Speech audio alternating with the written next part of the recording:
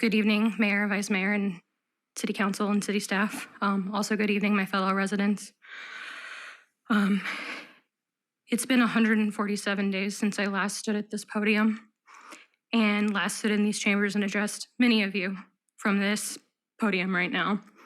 The last time I was in here, my 10-year-old daughter, at the time she's since celebrated another birthday, but she was with me that night. And what should have been a happy occasion over the last few months has definitely been anything but. Despite the city attorney's resignation being the right course of action for myself, my daughter, and my family, it comes 147 days too late. It's too late because there's absolutely nothing that can be done to undo what happened that night. There's no reset button that you can press. There's no undo. And ultimately, there's no way to make me whole again. And there is no way for my daughter to unsee what she saw that night. I stand here today, once again, to voice my personal opinion about the City Attorney Robert Wingo, who I still believe has failed this city in his ability to provide counsel, or lack thereof. His tenure has been, in my view, a series of missteps and negligence, and the record reflects this. I could outline all of the specifics, including the many ways he's likely violated or voided his own contract, but since the contract's not attached to tonight's agenda, I can't verify that for certain.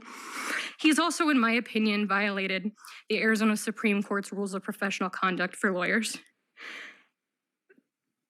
Let me be clear, this is about more than just poor job performance. This man sat in the same chambers and watched as I was forcibly removed, handcuffed, assaulted, and arrested and carried out of these chambers at the direction of Chief Benny Pena and our former mayor, Skip Hall.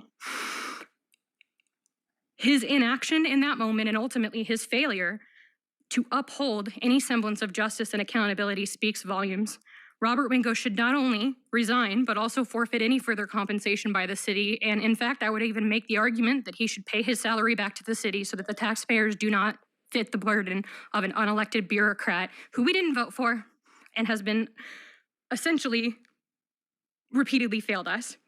I tried to warn you. I stood here 147 days ago and spoke out against giving this man a raise and imploring not only you as the council, but the residents to see the truth. I warned that he didn't deserve a raise, let alone continued employment, and I stand by those words still today.